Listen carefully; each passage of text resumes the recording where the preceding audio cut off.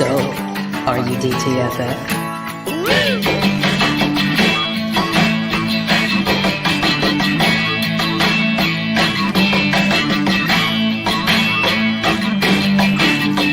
Once again, here is Drinking and Talking Fantasy Football with your hosts, Dustin Lunt and Jake Trowbridge. And welcome back to the podcast, folks. In case you missed the intro there, we are the Drinking and Talking Fantasy Football podcast. We've got a great show this evening, continuing our divisional breakdown series, talking AFC West tonight. Jam-packed, lots of stuff, so let's just get right into it. First, I will introduce my host with the most, Jake Trowbridge. Jake, how are you doing this evening, sir? I'm good. I do have the most. My brim is almost filled in my cup, so I think that qualifies me for the most, and I'm ready to do this thing. I'm ready to do this. All right, excellent. Yeah, and we've got two guests joining us this evening. We've got Linda G at Lindellians on Twitter, joining us in the Homer's Corner for the Broncos. Linda, how are you doing? I'm doing well. I'm glad to be back. I think last time I came on, we aired grievances, and so it was a pretty negative episode. I'm looking to turn that around and bring some positivity. I'm sure there's going to be plenty of that this evening. And then our other guest this evening is Sal Leto at Sal Leto FF on Twitter, in the Homer's Corner with the Raiders this evening. Sal, welcome to the show. How are you doing? I'm doing great, and I cannot vouch for the non-negativity. I'm usually generally pretty negative about the Raiders, and I have this – we all have this thing about our teams, right? We can say whatever we want about them, but you better not say anything bad about them. And so since we have a Bronco fan here tonight going head-to-head with me, we'll probably be saying bad things about each other's teams and not liking it. Yeah, we're going to test that theory. We're going to test it a lot tonight, I think.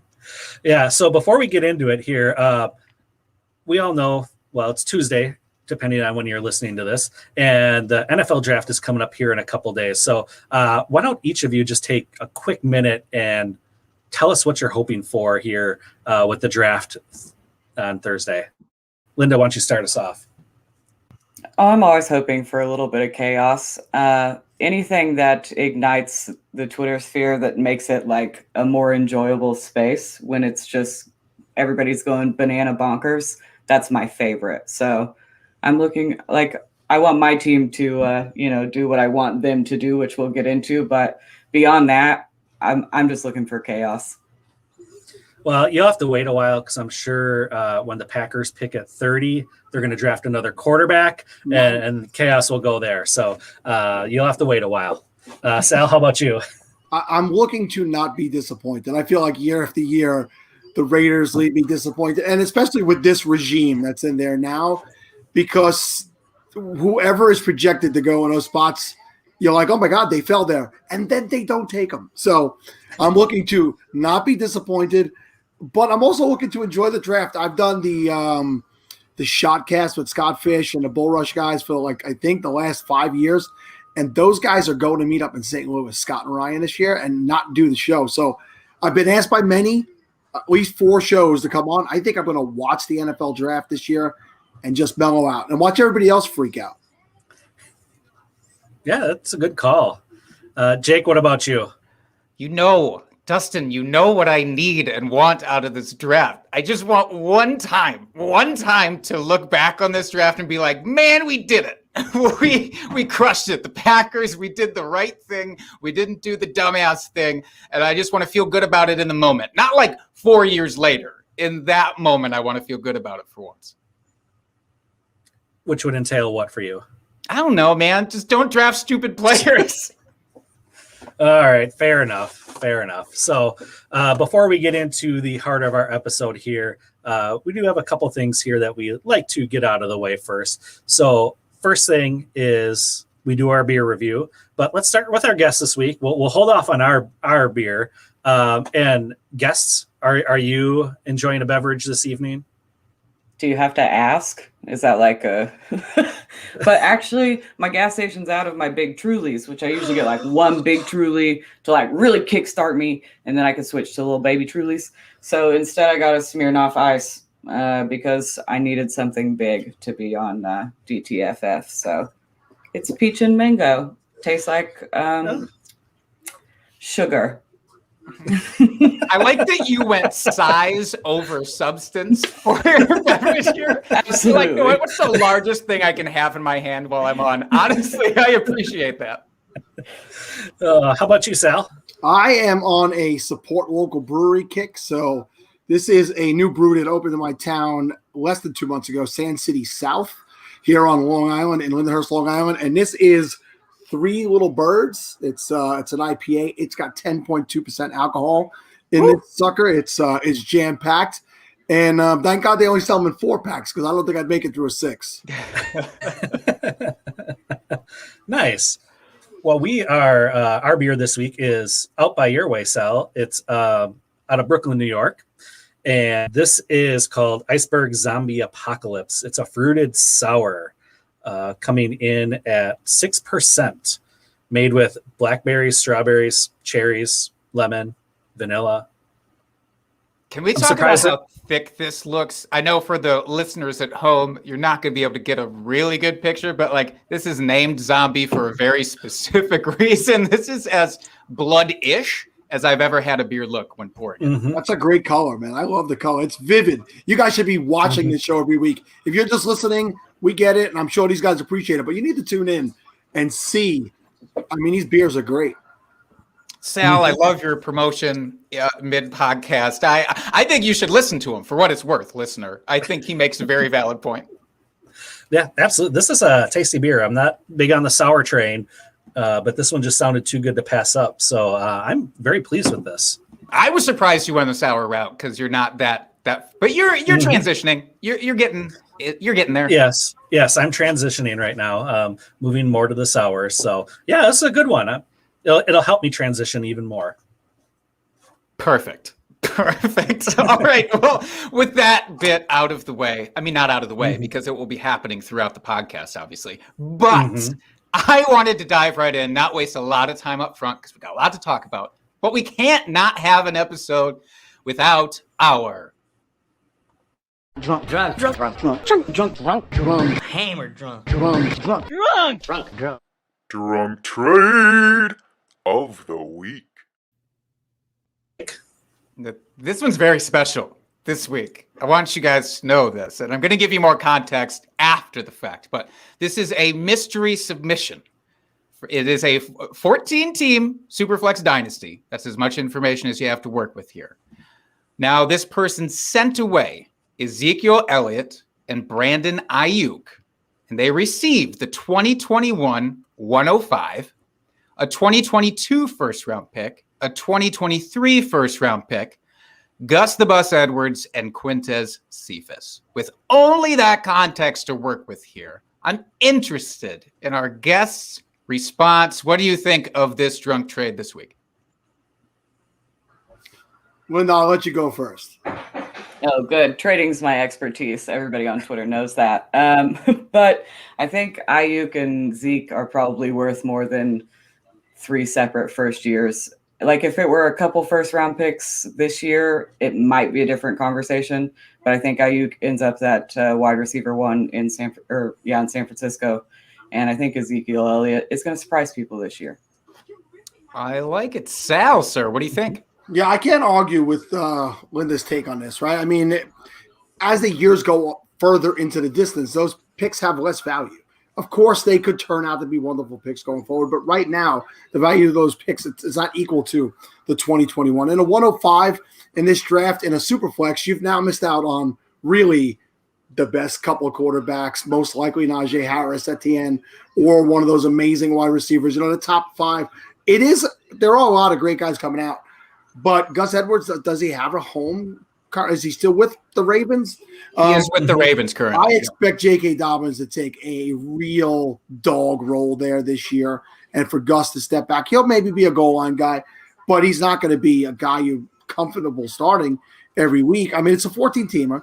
And Quintez, I love Quintez. I got Quintez almost everywhere I could get him. But at best, he's a wide receiver, too, if he really hits. He's not going to be a flat-out stud. So, yeah, I take Zeke, who should bounce back in an offense full of monsters, and Ayuk, who just is scratching the surface as to what he can be.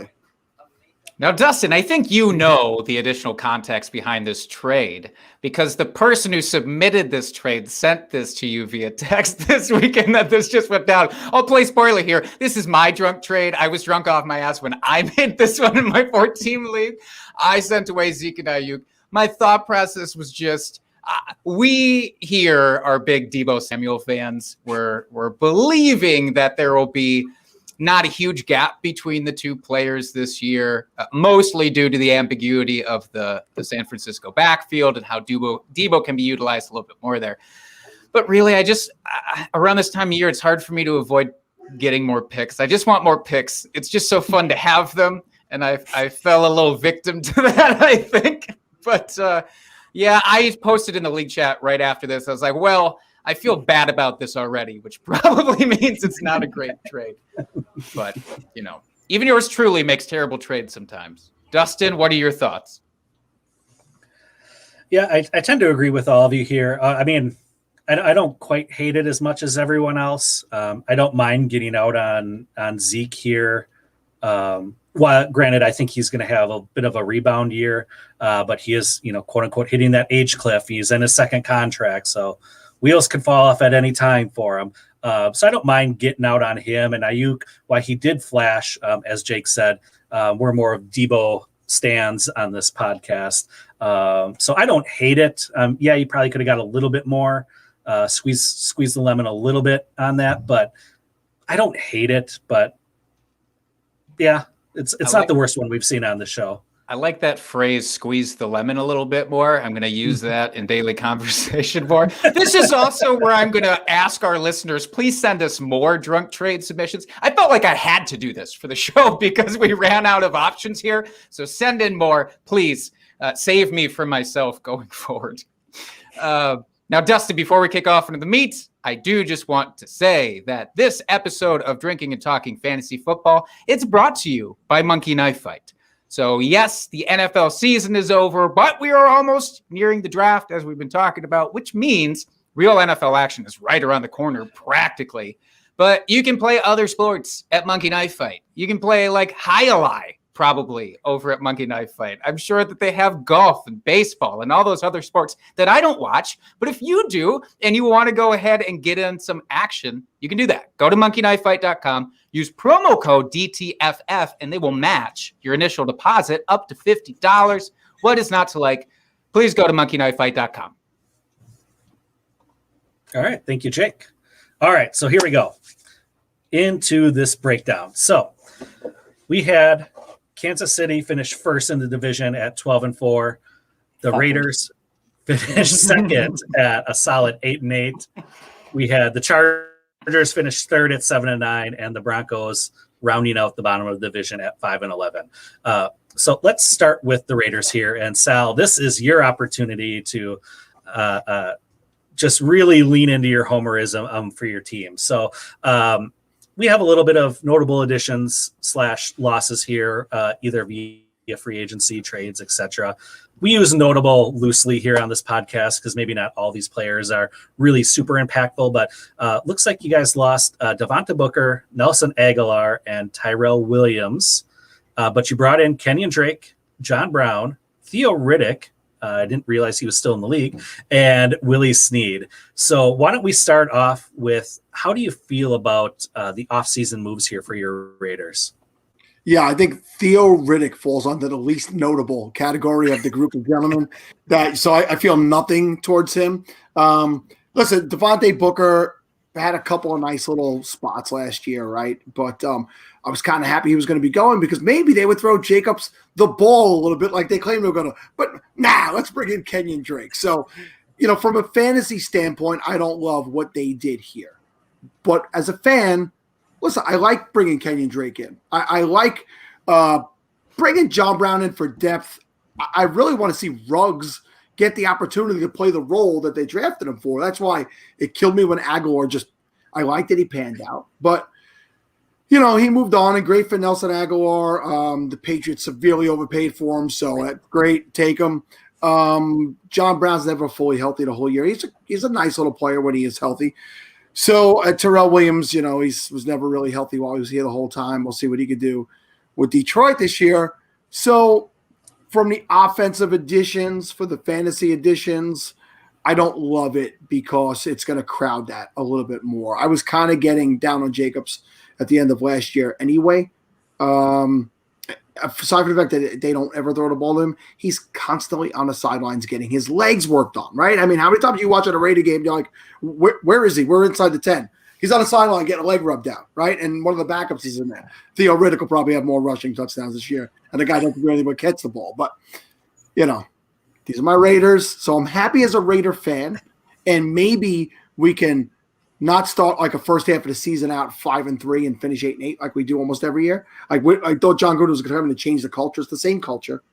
Knock on wood. So yeah, I mean, not great from a fantasy standpoint. Always like Willie Snead though. He's fun. Mm-hmm.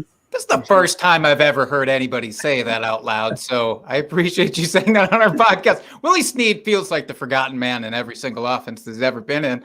I mean, I don't have anything against Willie Snead, and I do hope that they sort out the wide receiving core and make it a little bit more transparent than it was last year for our fantasy purposes. Yeah, let Ruggs and Edwards play, man. You drafted these guys, you use high draft picks.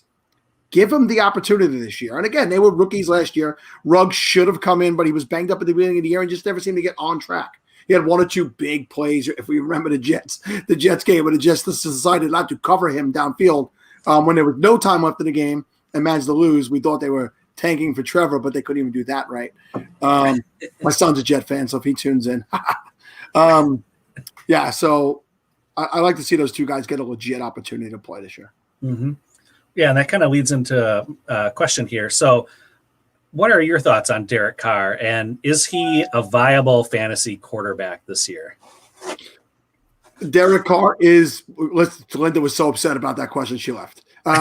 Yeah, Derek Carr, I would be insulted too. Derek Carr is what he is, right? He's never going to win you a fantasy championship. He's not going to lose you a fantasy championship, right? He's a game manager, even in fantasy football somehow, right? Scott Fish switched the rules last year in the SFB to quarterbacks who complete high percentages and don't throw interceptions, and became extremely valuable. So if you're playing in that format, yeah, he's real valuable. But no, he's in a super flex, he's your number 2, and you're comfortable with that.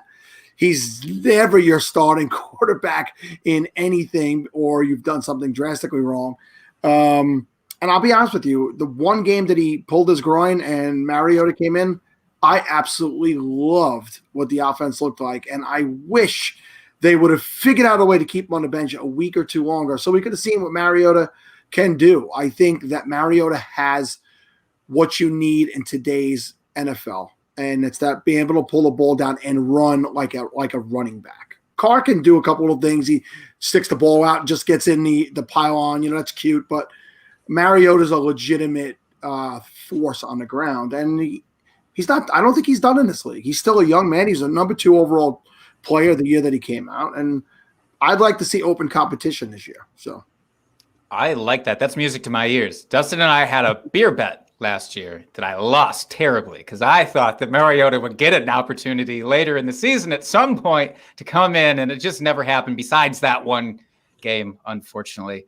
I thought it looked great. I'm actually happy that they re-signed him, but I was secretly also kind of wishing he'd go get a starting job somewhere, Mariota, just to get that splurge of fantasy because I have rostered him everywhere. And now it's just a personal slight to me. Well, I actually think I own both of them in almost every Superflex dynasty that I'm in. So that should be fun.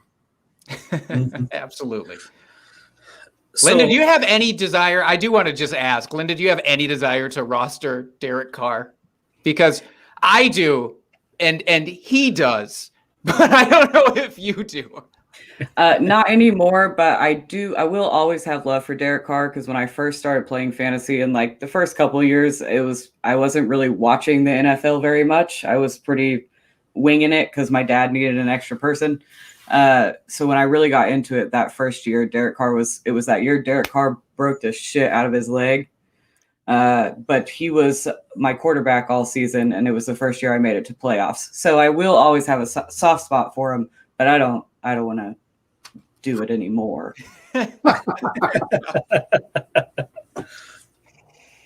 So if you had to choose one of those two young wide receivers on the team that is going to have a better fantasy season, who's it going to be? For the Raiders?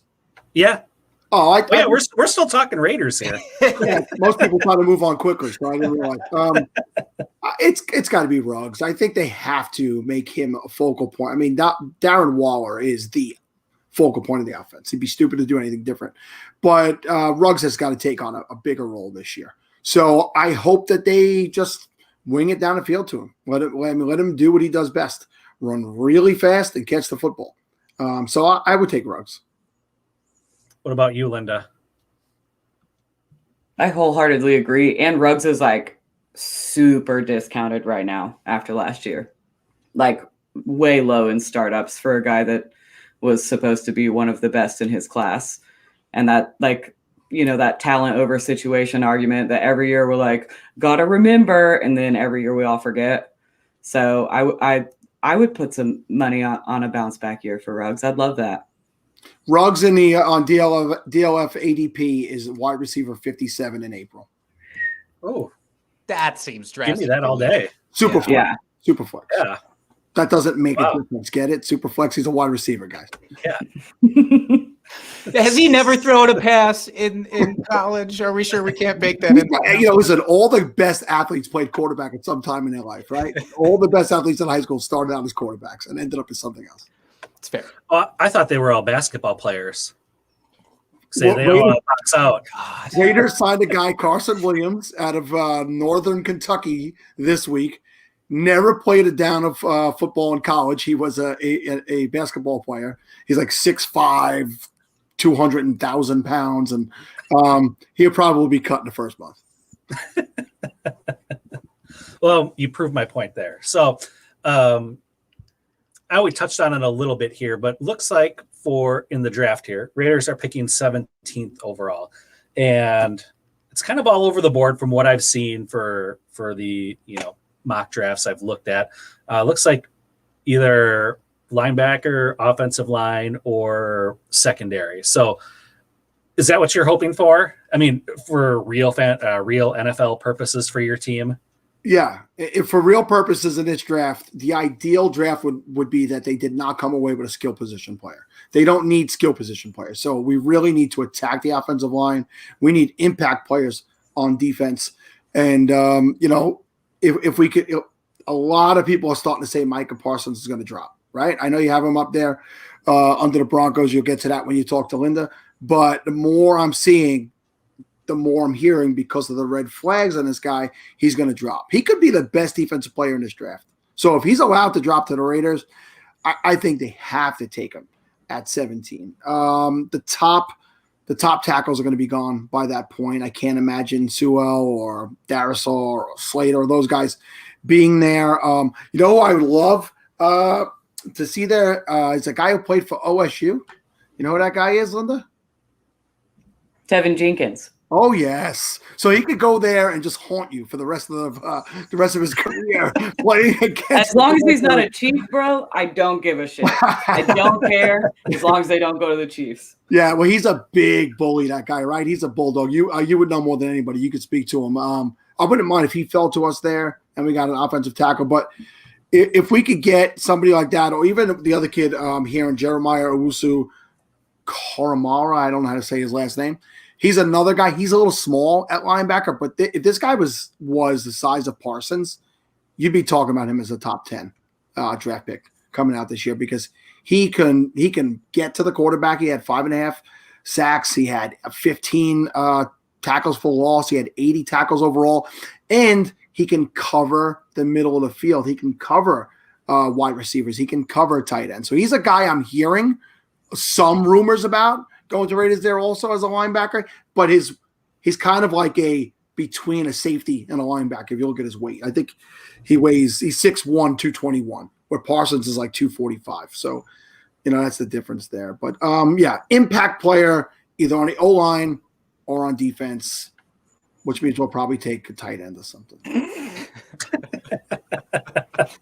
If I were a Raiders fan, I would be hoping for offensive line because John Gruden, it was fine going into the offseason. And then he just like blew it up, and now you have to address it. I don't like that backfield's already muddy, and now the offensive line is shaky. I don't understand what happened there. Don't worry, Linda. We re-signed Richie Incognito. We're good. Oh yeah. Oh right. You're right. Sorry. All right. Any final thoughts about your Raiders before we move on? No. I think I've said Fair it. enough. All right. So we will move on to the Denver Broncos here. And Linda, this is your chance to shine. So notable losses was Nick Vannett and Philip Lindsay. And your notable additions, Mike Boone, and you re-signed Tim Patrick. So how do you feel about their offseason moves so far? I mean, the biggest offseason move we did was get a new GM. So that's putting question marks everywhere because you don't know how this guy operates. And we've been with John Elway forever. So you get to a point of like reading somebody. So I think that's been their most shocking move this offseason and probably the best for the team. I'm glad we brought Tim Patrick back. I think he's a really good talent. Obviously, he's going to be behind Cortland Sutton in that part of the field. But I think for fantasy, not that thrilling. But from a strictly football standpoint, I'm glad he's back. I'll always miss Philip Lindsay. I know they brought Mike Boone in, and so everybody will tell me how much better Mike Boone is. I don't care what anybody says about Philip Lindsay. I will never stop loving the kid. So it's been, that offense is a pretty good offense, sans the quarterback play. And the defense is they signed Justin Simmons. They kept all the key parts of that defense. And Vic Fangio is the defensive guy. So that team is, I think, just a couple pieces away from being a really big contender. Unfortunately, one of those pieces is the most important piece on a football field. Yeah, I have a feeling that's why they moved John Elway out of there, is because they knew he was going to draft another quarterback in the first round, since it seems like that's what he's done for the past, I don't know how many years. And speaking of the quarterback situation, is Drew Lock the guy? I have so many thoughts about this. I can't even put them all into like one cohesive thought, but whoever's throwing the football next year, I'll be behind them 100% because that's who I am as a person. I have a Trevor Siemian jersey. It's who I am. But I do think Drew Lock deserves another shot. I don't know if he's going to get it, but I do think he deserves it. He hasn't had the same OC for more than 2 years since 2017. He's had his fair share of injuries. There's been injuries to the O-line. Garrett Bowles wasn't great until last year when everything else fell apart. Like he finally got it together, protecting his quarterback as soon as our star wide receiver was injured. We relied on a lot of rookies last year who now know the system that they play in. Again, you're going to have the same OC. So I think that he deserves another shot. I don't know if he's going to get it or not. If Justin Fields falls to 9, he's not going to get it, which is fine. You're not going to see me bitching and moaning about getting Justin Fields. But if it's not Justin Fields, I think we probably go a different direction. Okay. Well, that's unfortunate because I did also just want to throw this out. I mean, obviously Drew Lock, Justin Fields, that's great. But did anybody happen to see that Denver was also the most likely trade destination for Mr. Jordan Love? I mean, wouldn't you prefer that opportunity? You got it. No, you got it. Are you sure? No, you got it. That's I on feel y'all. like it would be great for all the parties involved if that trade could go through. I saw that and I couldn't. First of all, the phrasing of that was in Sports Illustrated. They said, most likely trade destination. Is that just because literally every other team said no? And they're like, maybe, but probably no. And so by default, they became the big destination. I don't know, but dear Lord. Real quick, though, on the Drew Lock thing, seriously. Real quick, we've got like a day and a half by the time folks are listening to this on recording. Would you try and go send out a low ball offer for Drew Lock? Or are you just like acquired some Drew Lock? Interesting. Are we talking like late round picks are we talking? I mean, what kind of value is on him now? I think I threw a late round and a like a throw in player. I'll have to look to let you know for sure, but I think it was kind of a hodgepodge of like some maybes for another more important maybe, I guess. You know Fair enough. I will say if he gets the start this year, I mean, there's so many weapons there that it would be great. I don't think he could be anything worse than mediocre, and that's worth the price point I think that he's at now. I just want to say also that we've seen him succeed in a fast-paced offense, and if they go back and watch that film from last year and they actually adapt to some of that fast pace, like if he has too long to think about it, that's when he screws up. But when he can just when they're playing that 2-minute drill football, you see him succeed. So if they can pick up the pace a little bit on offense, I think he has a really good shot at succeeding. And Sal, what do you think about Drew Lock? Be nice. I was nice to Derek Carr, so you better be fucking nice to me. I just don't drink. I just don't think about that Drew Lock, period. I don't have him on any rosters anywhere. He's never anybody. He wasn't somebody that got me excited as a fantasy asset. And I love that Linda is loyal to her players. I think you should be. Like I said earlier, people could badmouth your team and your play. I mean, you could badmouth your team and your players, but others better not. I can't picture them still not taking a QB if he's there. Like, I mean, Fields. I even think if it's Trey Lance, I think that they go with one of these guys. Whoever. I think we're all in agreement that there's going to be 3 quarterbacks off the board in the first 3 picks, right? And then that's where we start getting. Does Atlanta trade out? Do they take Kyle Pitts? Does Cincinnati do the stupid thing and not take Sewell, who I really think they should take? They've got some good wide receivers there. They got some good weapons. Listen, if Pitts was the fall there, I could see Cincinnati taking him, right? Because that would just set that offense off. But so I really think there's a chance that one of these guys falls, one of those other 3 quarterbacks falls to Denver, and I think that they take him. I don't think they pass him up. So I think Locke will probably start the season because I don't think whoever gets taken there starts from day one. But this would be it. He's most likely auditioning for somewhere else.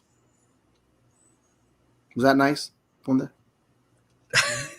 You know what? I'll take it. I've had way worse things yelled at me about Drew Lock, so. Yeah, what a high bar.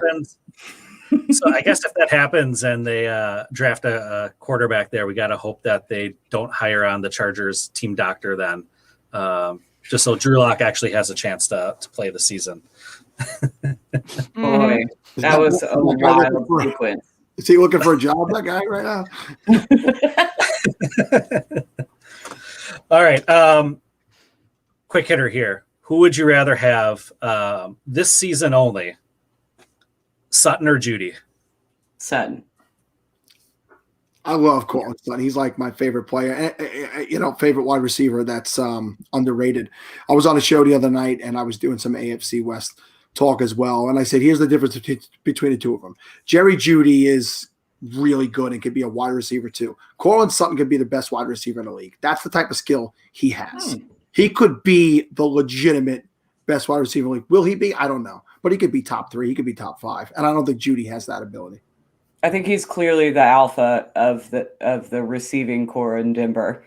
And people, the way that people forget about a player when they go through an injury year and they don't play a lot of games, he's so fucking cheap right now. Maybe not to go out and trade for, but in startup drafts, low. And I think he's going to have at least several wide receiver 1 weeks, if not finish as a wide receiver 1.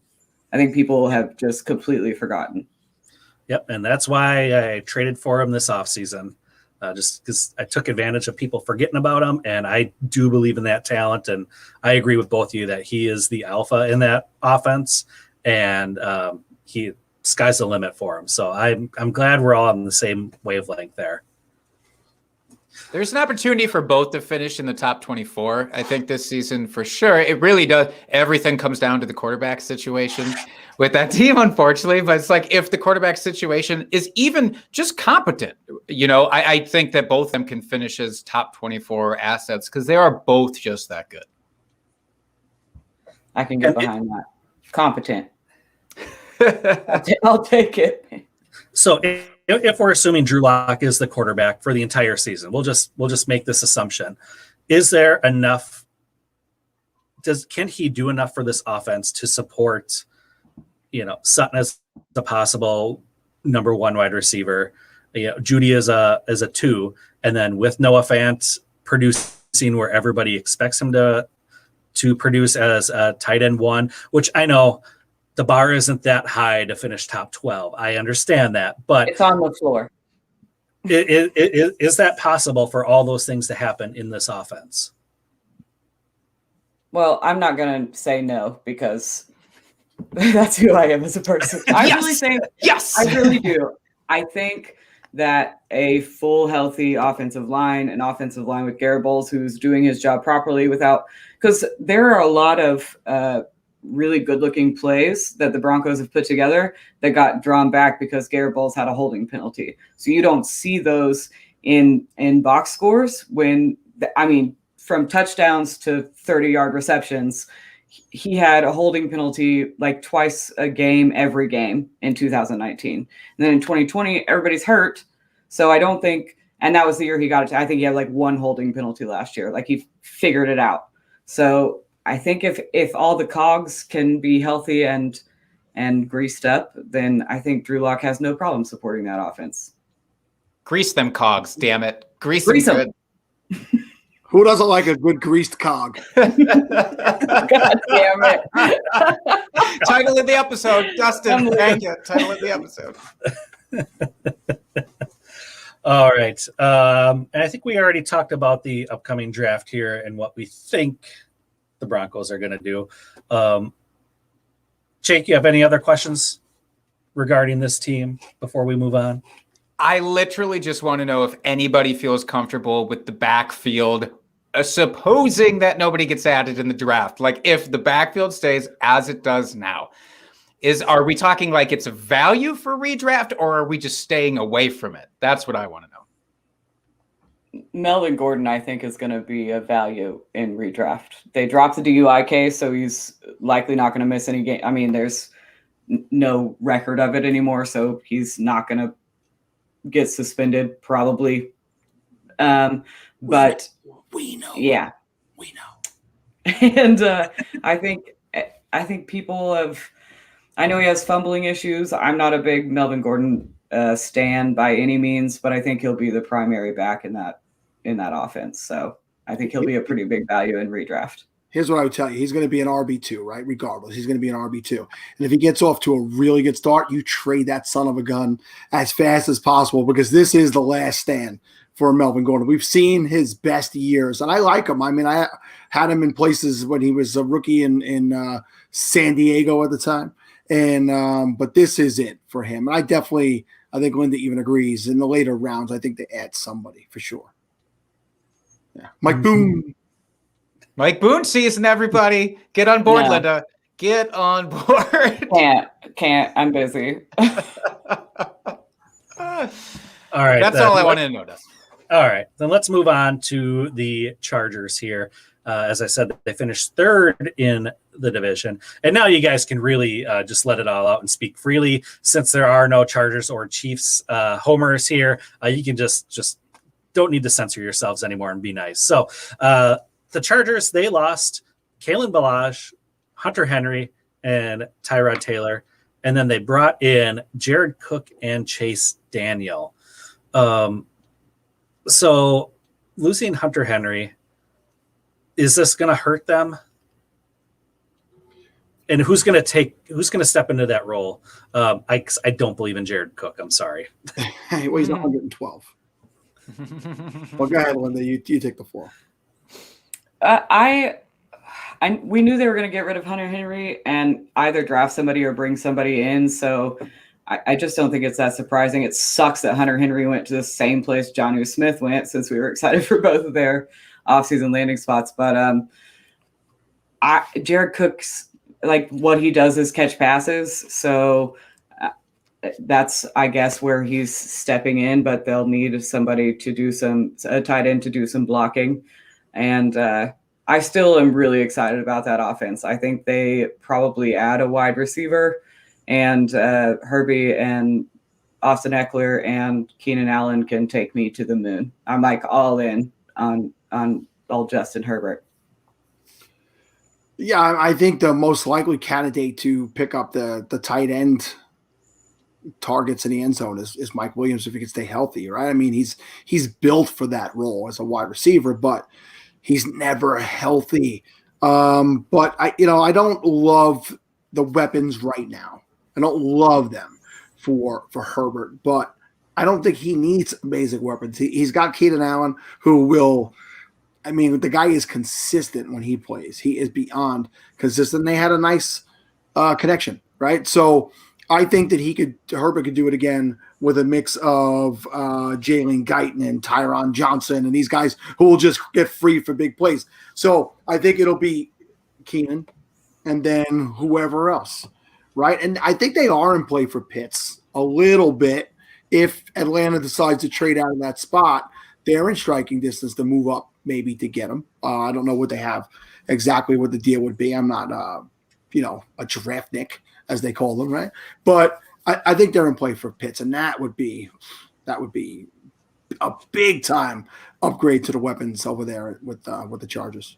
I'd have to change my pants 100% with certainty at the time that draft pick was made. If it is Kyle Pitts that goes there, I've talked about this before. There's no better spot for him to go to, in my opinion, that is realistic at least, where he can go to. So sign me up for all of that. Can we also just take a quick moment to just appreciate Keenan Allen? I feel like he needs a special segment on this episode.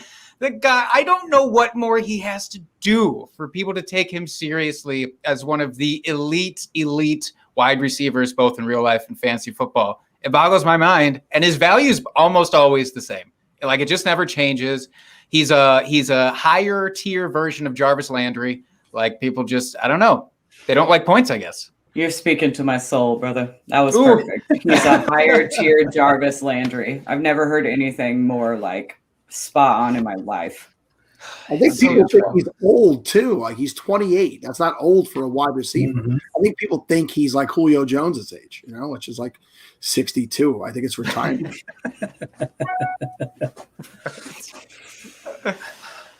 So I do want to say I have Guyton and Johnson on damn near every dynasty roster of mine because they go in like the latest round you can go in. And I was just drafting them back to back in like the 24th round because they're there and one of them might emerge. Guyton ran like the most snaps out of any wide receiver. Like, he was constantly on the field. And Johnson was catching those deep passes from Herbie, and sure, it only popped off a couple times in the year. But if they have a full offseason together and get something going, then either one of those has the potential to be an asset. So I snagged them everywhere. I like it. Yeah, I could see that LA taking a wide receiver in like the second or third round, only because. Is that your dream destination for Tylan Wallace? I would be happy with that. I've seen a lot of Kansas City Chief mocks with Tylan Wallace, which is gonna break my spirit, I think. So I'd be much happier with him on the Chargers. And I think, behind Mike Wallace, maybe like the third wide receiver on that team, but learning and then getting to play alongside Keenan Allen, I think would be a really good spot for him. And it gives Herbert another red zone target option. So I would like it. Yeah, I just don't see LA keeping Williams after this season. Just my gut feeling. He's been and as you said earlier, he's been oft injured, so I think they are going to move on for that, and he's probably going to want fairly decent sized contract. So I could see them taking a wide receiver this year, fairly early, giving him a year to integrate into the offense, and then next year they'll be set with Allen on one side and whoever they draft on the other. So moving on from that, how do we feel about Austin Eckler? Is he going to come back from this injury? I know we've all seen the Twitter videos and his gym flex looking great, but is he going to return to form, and is he going to be the Austin Eckler we saw a couple years ago? If they pair him with a complimentary running back, right? He's jacked. There's no doubt about it. We'd all like to have his body, maybe not Linda, but is no doubt about it. The guy's a gym rat, right? But he was perfect in a role that he played. And as soon as you want to make him the alpha in that running backfield, look what happened. He's not built for that. You could be muscular to the days on end, but it doesn't mean you're built to last for a pounding. A guy I think that would be perfect in an offense with him would be Ramondre Stevenson, running back coming out this year. He is a beast, and he could take all that short yardage pounding and goal line work and let Eckler get to the outside and do what he does best. So Josh Kelly disappointed me so much last year. He had nothing but opportunity, and I kept trying to tell my son to just hang on to him. It killed both of us in so many leagues. Justin Jackson, he's cute, right? That's great. But it's just not. So I'd like to see them take a big running back like Stevenson, pair him with him, and let him do what he does best, which is play outside and catch passes. Mm-hmm. Well, it's good. I like to hear that because I invested a lot in Eckler too with the injury. So I like that. So thank you for making me. He was a 4, right? Was he the number 4 PPR running back with Melvin Gordon there? Mm-hmm. So he could be a monster for you just as long as he doesn't have to carry the ball every down. So for you, Dustin, I hope it happens. Me too. Hey, if he's my RB1 on a team, I'm very satisfied with it. Like I'm not worried about that at all if he's my RB1. And I have no reservations about him finishing that high this year. Yeah, I mean, as long as he stays healthy, of course, but you can say that about a handful of running backs. So the weird thing is I think people don't want to believe it. I don't know if they're just scared away. Maybe it is the draft prospects of, oh no, if somebody else comes in there, he's just not going to be as good for fantasy. And like you said, Sal, that's always been the case. There's always been competition there for him. That's not a concern. Mm-hmm. And do we see any possibility of Herbert with the sophomore slump this season? I mean, because let's be honest, we did not expect him to come out and torch the earth like he did last season. Is this going to happen? I mean, it just seemed like the stars aligned for him. And I love the kid. Don't get me wrong. I love him. I love his up. I mean, we saw his upside last season. But could we see some regression this season? Before Linda answers, because I know she loves him, I'm going to tell you this. I will go back and I'll try to find some tape. I pegged Justin Herbert to have a better rookie season than Burrow and Tua. Tua was an easy deal. If Burrow stayed healthy, he wouldn't have had a better season than Burrow, right? I think we could all agree on that, but because of the injury, he did. But no, I really did think that he was going to – because it was Tyrod Taylor, guys. Stop it. This is what Tyrod Taylor does. He gets to start for a week, and then a rookie comes in and puts him on the bench. So I knew Herbert was going there, and, I just had that feeling that he would do that. And I did say that on podcasts last year, and damn it, I'll go back and find it because I don't like when people go, really prove it. I'll prove it. All right, Miss Linda, you take over.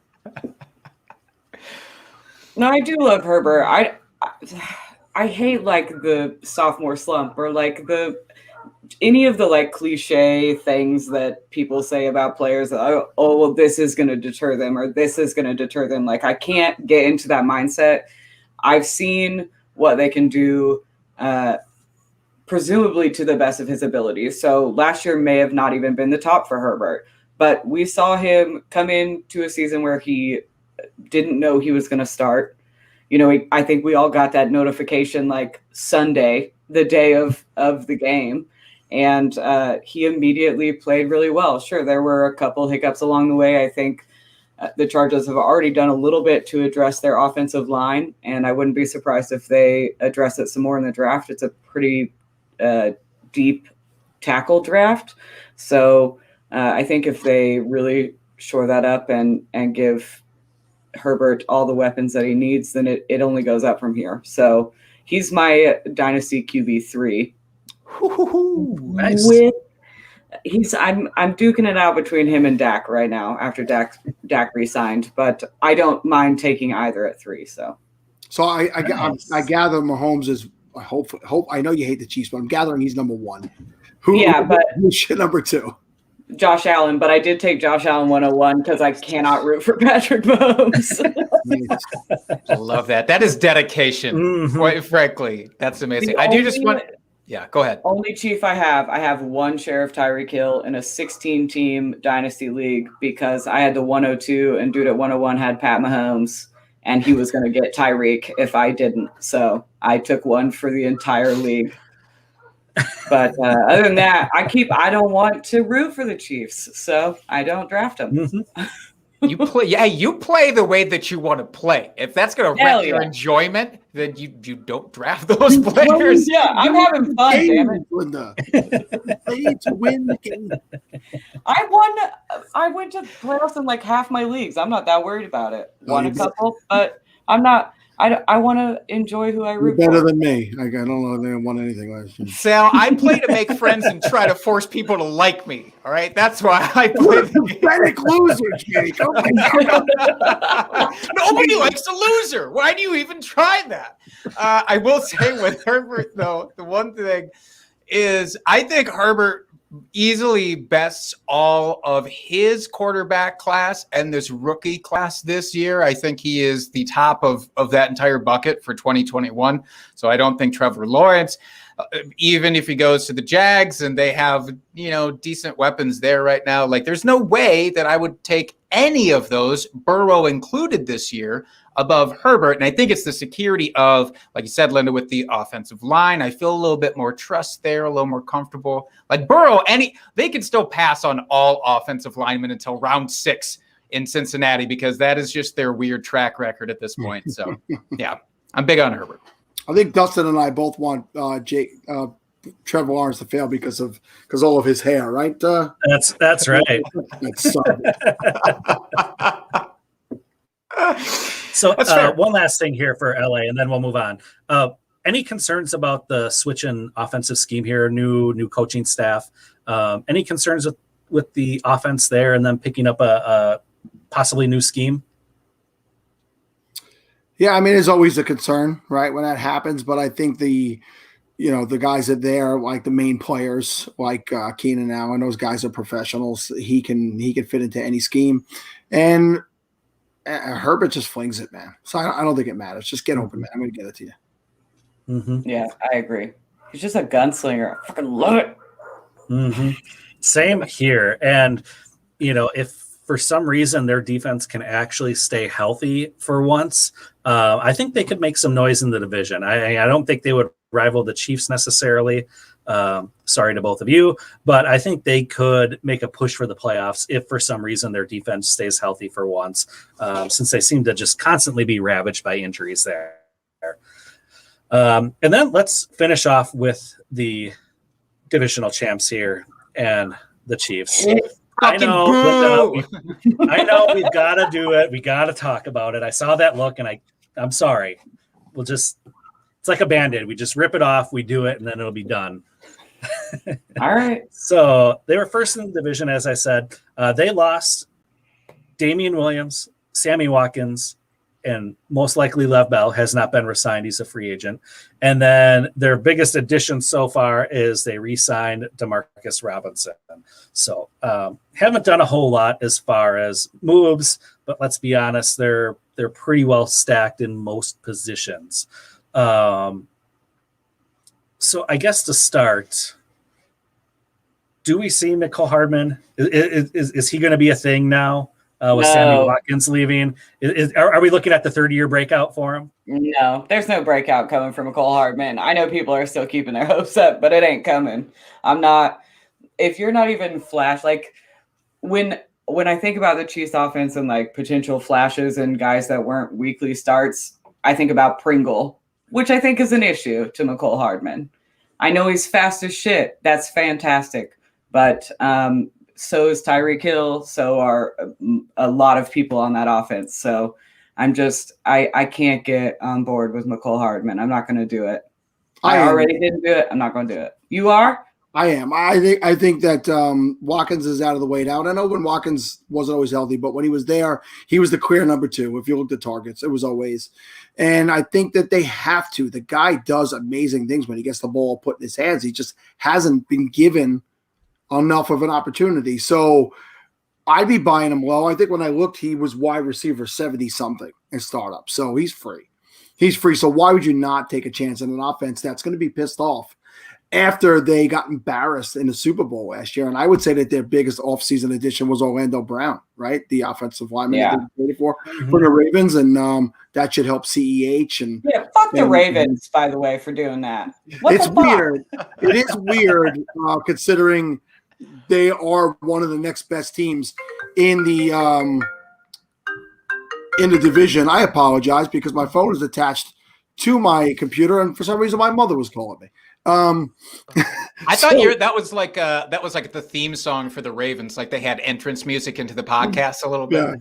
Yeah. So it is weird because the Ravens are competing for that conference also, but I think they just had no intentions on re-signing him and giving him a big contract that was going to be due to him, and they pick up a first-round pick as a result. It just went from looking at the Chiefs' offensive line and being like, "Did you not just see what happened to your quarterback in the Super Bowl?" to them being like, "Yeah, we figured it out." And you're like, "God damn it! I thought you were going to miss it. I thought we were going to sneak it past you." Can just have a flaw in your damn team already. Yeah, no. Fuckers. Well, okay. The other, I feel like the problem, Dustin, is everything about this team is so obvious. Like it sucks because we all know everybody's going to draft Pat Mahomes very high, and Tyreek Hill is going to be drafted very high, and even Travis Kelce is going to be drafted very high. But the one question I did have, and I'm curious here, to what extent people are all in on Kelce. Look at it from redraft here. He's almost certainly the first tight end off the board. Maybe you like Kittle just a little bit more. Maybe even you like Waller just a little bit more, but almost certainly it's him. But how high in your rookie draft? I mean, if you have, let's just say, right in the middle of the first round, you got the 106, 107. Are you comfortable at that point taking Travis Kelce? In a rookie draft, you're saying? In just like a regular redraft league. Oh, a redraft league. Yep. Yeah, Yep. No. I mean, I'm not an early tight end guy. He obviously gives you a separation at the position, but I think there is a three-person tier now with Waller. I think Waller is in that tier, and if you want to argue that, it's 2 years now, and he has proved it. So I think it is a three-person tier, and I think you could get Waller much later than the other two guys. So I've never been and I'm a tight end. I want to say I'm a tight end lover, which I am, but even I am not drafting him too high. I would bet money right now that Travis Kelce goes in the first round of 2 of the 3 of my home leagues, my home league redraft leagues, because that's going to be the thing they remember, but also because it's hard to when we talk about tight ends the same way we've been talking about the rookie quarterbacks, we all forget how good the number one is because we're so busy talking about the others. So Travis Kelce is in that, you don't even think about it. He's the number one guy area. I will punt further than the top 3 tiers because tight end's such a crapshoot.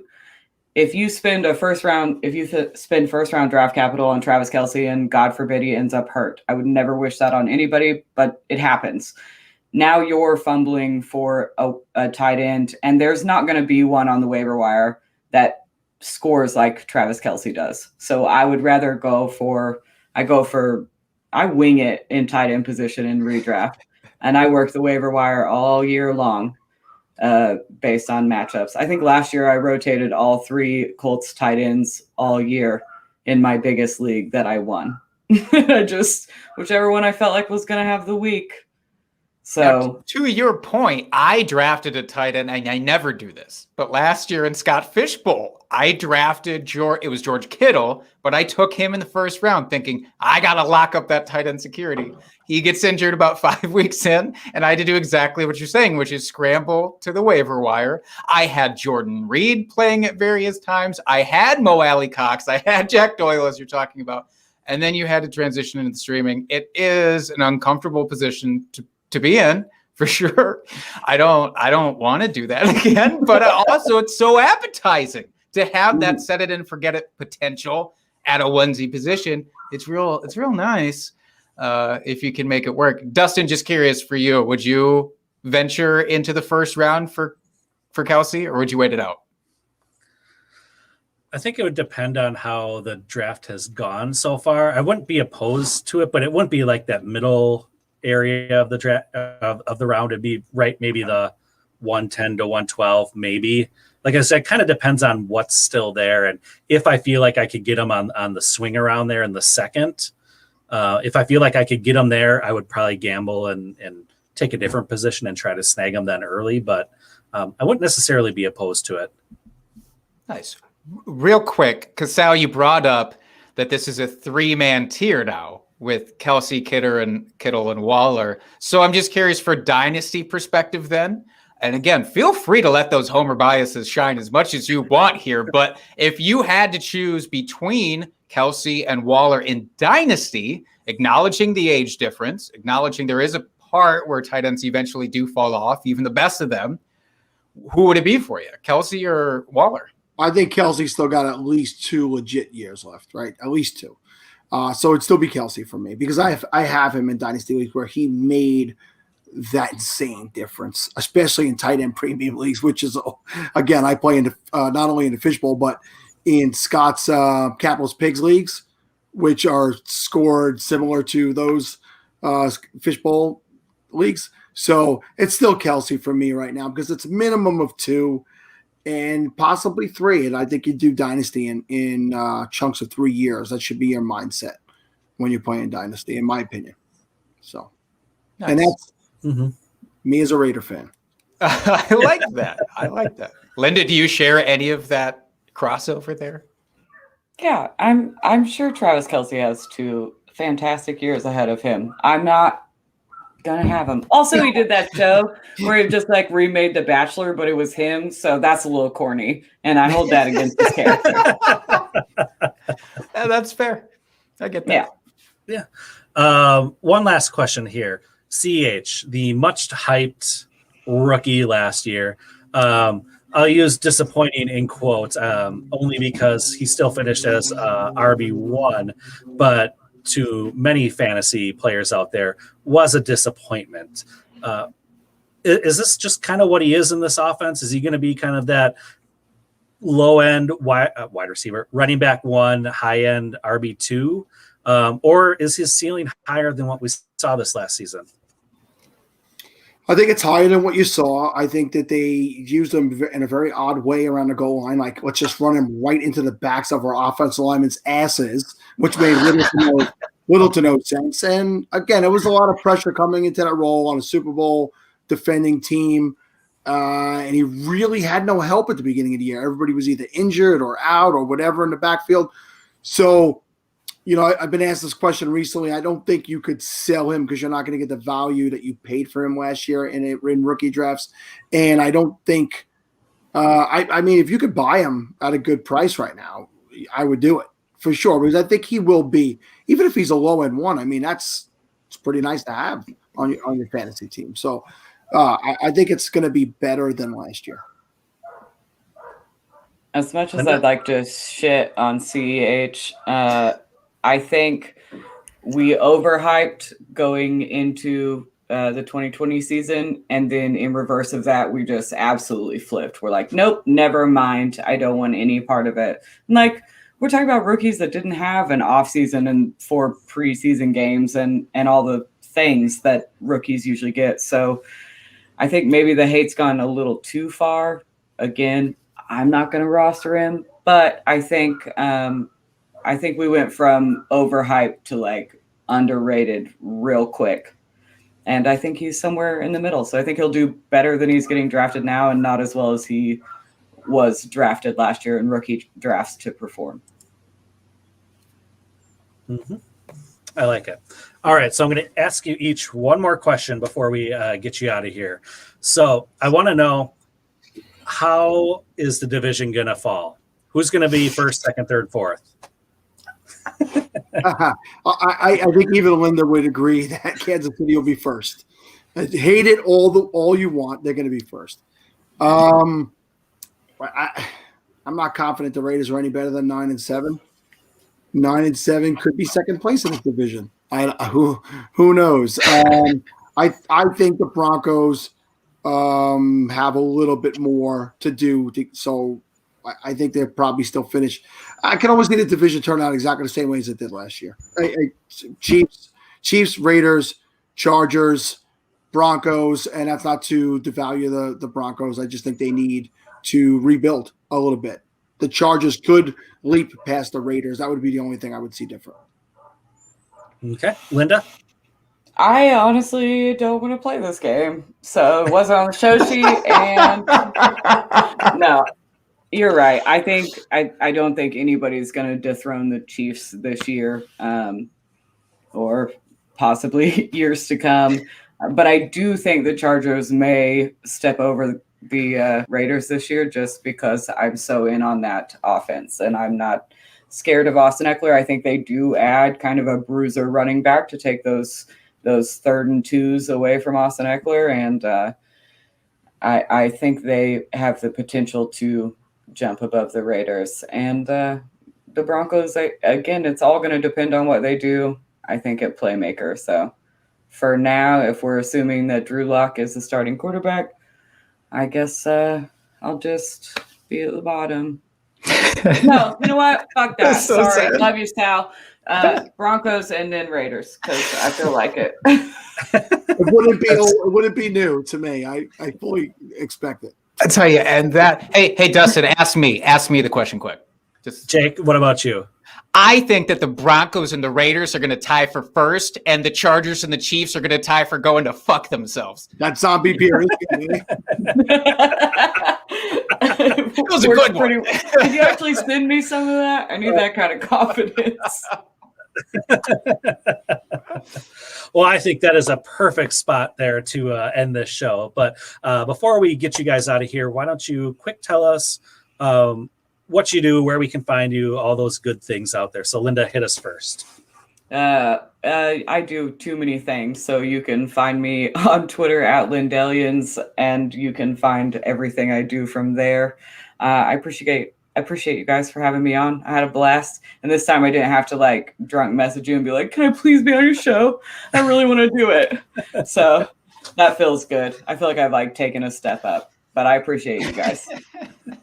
Anybody who's ever podcasted with me knows I never do anything quick, but at Sal Leto FF on Twitter, it was great to really be on with you, Dustin and Jake, and to finally be on a show with Linda. I've talked to Linda on Twitter, and she is a great follow and very funny. I hope she doesn't die young from the drinking, because we need her in our lives a lot longer. So it was great to be on the show with her. So the one thing I will promote, obviously we've mentioned Scott Fishbowl a few times on this show. If you don't know, I am the creator and host of the Scott Fishbowl Podathon, the SFP Podathon, and it is the thing I've become known for now in the industry. That and just appearing on other people's shows, I guess. I'm the Charles Nelson Riley of fantasy football podcast. Nobody knows why he was famous, but he was always on game shows for some reason, right? So, but seriously, I would love for all of you to be on there, especially Linda. I need to put a more diverse crowd on that show. I need ladies. We've had Michelle and Kate in the past. We've had Liz Loza. We've had Casey. But we need more of the ladies in fantasy football and just a minority presence in general. So if you're watching me now at Sal Leto FF, if you're listening to us now, reach out to me. We want to diversify the crowd. We want to be about inclusion, and we want to bring attention to the charities that we're going to be focusing on this year. Last year, we did Toys for Tots and the Equal Justice Initiative. We're going to probably spread it out a little bit further. This year, we hit $42,000 last year, and I want to break $50,000 this year. And I could do it only with the help of this community, this amazing community. So thank you again, guys, for having me on, and I'd love to come back anytime, because I don't want to actually plan my own show. So, well, that's an amazing way. I think we can all agree to end an episode of a podcast. Damn, that's awesome. Mm-hmm. Absolutely. Jake, why don't you tell folks where they can find you out there? I'm just at Jake Trowbridge on Twitter. All right. You can find the show at Drinking Fantasy, and you can find me at FF Dusty Dog. And until next week, folks, keep drinking and talking fantasy football. Cheers, F.